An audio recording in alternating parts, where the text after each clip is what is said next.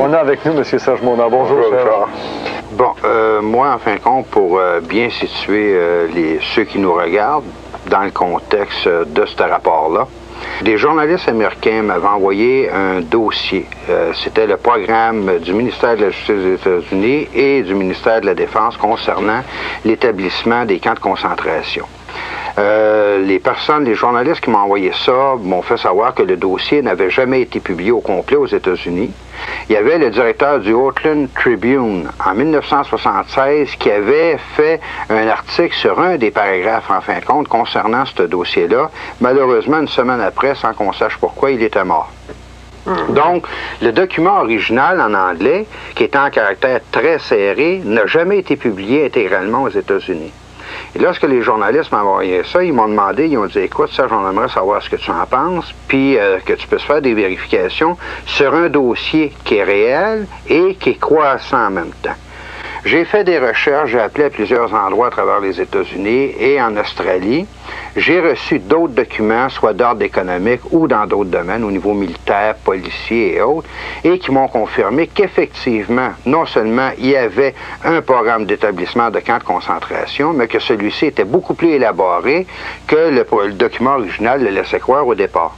La façon que ça a été organisé, ça passe inaperçu, dans le sens que la majeure partie de ces camps-là sont situés soit à proximité ou à l'intérieur de bases militaires américaines, mais ce qui est quand même bizarre, comme celle qui se trouve en Floride, c'est que dans une base militaire, dans une prison militaire, on retrouve des prisonniers de droit commun au niveau civil. Et après avoir fait des recherches dans différents camps, y compris en Alaska, on a fini par découvrir qu'on maintenait un nombre très limité de prisonniers civils pour tenir les camps en activité, mais que certains de ces camps-là pouvaient contenir jusqu'à 100 000 prisonniers et plus à l'heure actuelle.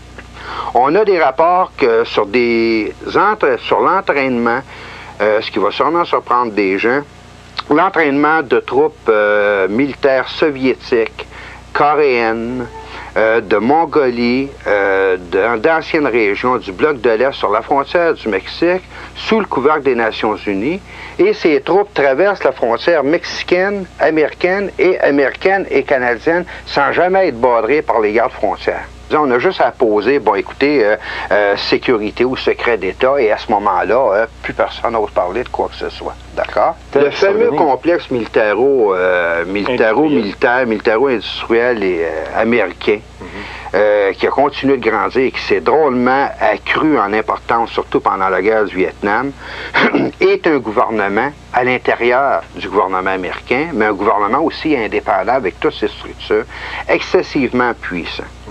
Il est à remarquer qu'on est en train, en même temps à l'heure actuelle aux États-Unis, de mettre sur pied ce qu'on appelle une force de police nationale tout à fait spéciale, dont, d'après les sources d'information que j'ai, les uniformes sont noirs, les chars d'assaut sont noirs, les hélicoptères sont noirs, tout l'équipement est noir d'un bout à l'autre avec des sigles rouges dont j'attends des copies.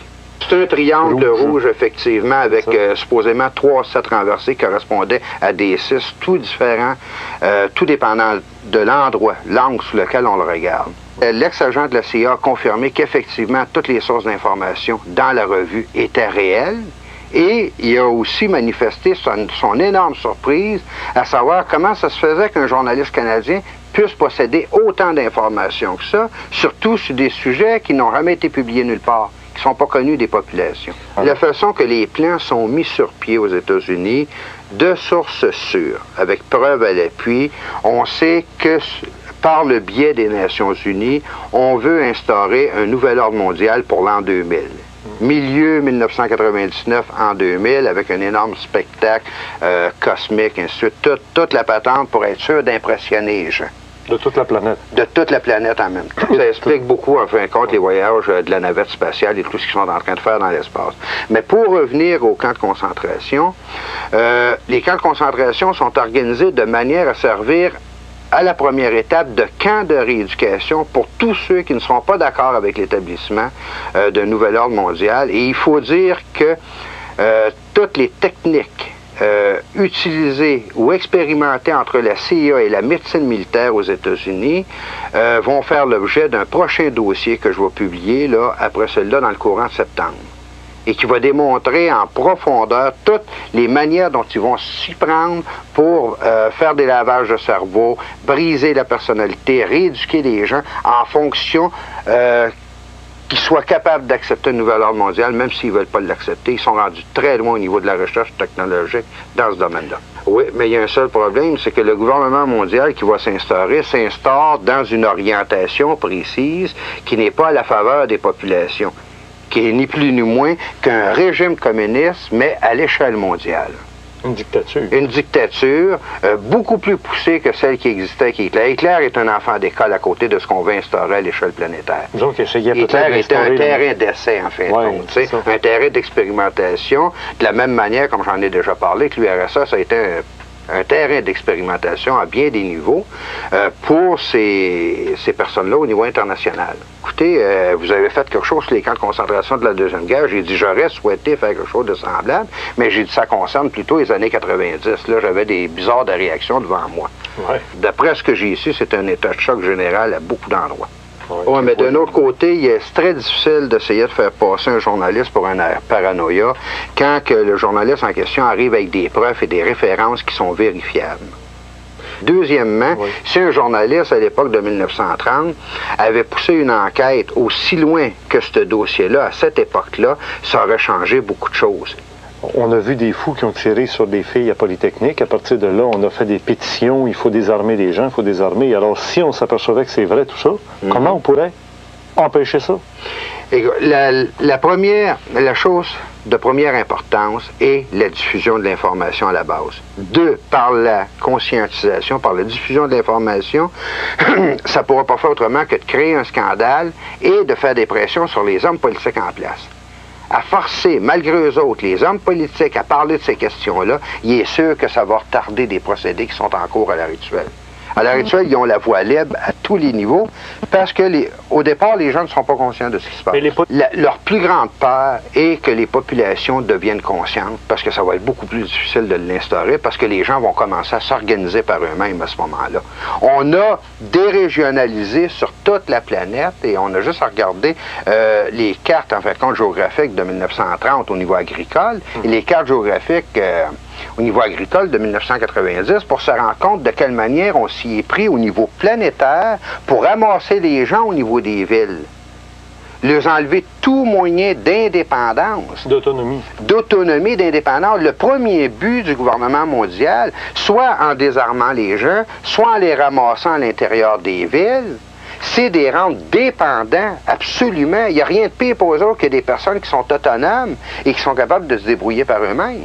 Il y a des fraudes invraisemblables dans le milieu pharmaceutique à l'heure actuelle. J'ai reçu des documents là-dessus et je vais en parler dans d'autres émissions à un moment donné où les compagnies, les multinationales pharmaceutiques s'organisent de manière à ce que les médecins privilégient des médicaments et les prescrivent à des gens, même s'ils n'en ont pas de besoin, afin de faire fonctionner ces compagnies pharmaceutiques-là et, dans un autre temps, pour que ces gens-là soient dans une espèce de léthargie sans être capables de trop réagir. Écoutez, ça va bien, on est calmé, on ne connaît pas la source, par exemple, de nos problèmes, mais au moins on est calmé pour être capable de les supporter.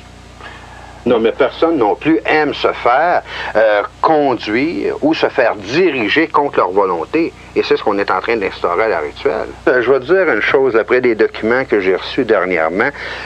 Juste au niveau de la famille, l'orientation du gouvernement mondial va permettre aux femmes et aux familles de pouvoir garder les enfants qu'ils vont enfanter, en autant que les parents vont leur donner une éducation et une orientation avec les principes d'un nouvel ordre mondial.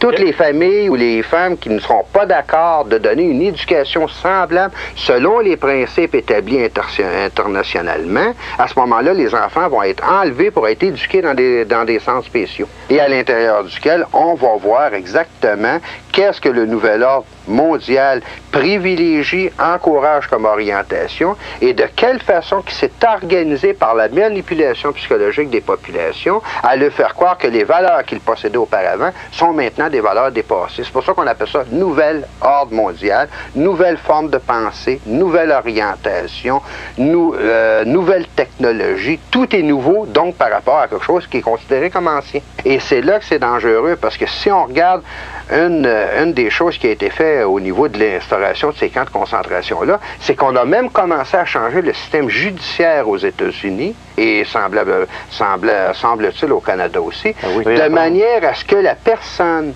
qui croira dans sa nationalité, qui sera nationaliste, va être considérée au niveau des nouvelles définitions comme une personne étant atteinte de troubles mentaux.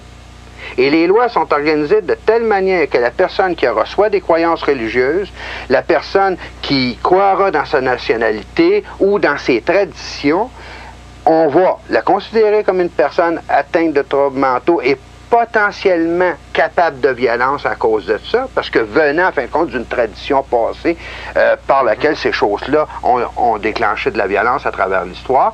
Et à partir du moment que cette personne-là est considérée comme, juste considéré, il n'y a rien de prouvé, là, on lui enlève tous ses droits pendant une période de 90 jours. Elle n'a plus droit à avoir un avocat pour se défendre.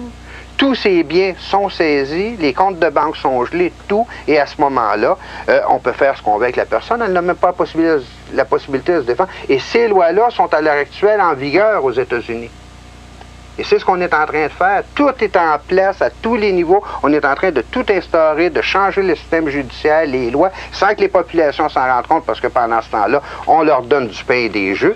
On leur donne des loteries, on leur donne n'importe quoi pour qu'ils ne prennent pas le temps de réfléchir, de voir qu'est-ce qui se passe. C'est ceux qui veulent instaurer le nouvel ordre mondial.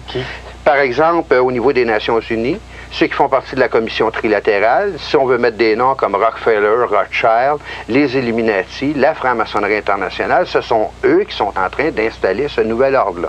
Il y a quand même deux sortes de francs-maçons. Il y a quand même ceux qui font partie de ce qu'on appelle le Grand Orient de France, et qui sont ceux qui ont pensé la Révolution française, les Illuminati, qui l'ont mis sur pied, qui ont mis sur pied le système communiste, qui ont mis sur pied le nazisme en Allemagne, et ceux qui font partie d'un franc-maçonnerie comme étant un club tout simplement social comme il y en existe au Québec. Les gens se rendent compte, ils ont des pique-niques de fin de semaine, des choses, il n'y a rien de dangereux dans ces loges-là au Québec. On ne parle pas de la même chose, là, sur lequel je vais donner une conférence demain là, à Saint-Sauveur, et qui porte sur les nouvelles technologies développées entre la CIA et les forces militaires américaines pour le contrôle direct des individus, indépendamment de leur volonté. Merci, Serge Monard. J'espère que vous serez toujours vivant. J'espère moi aussi.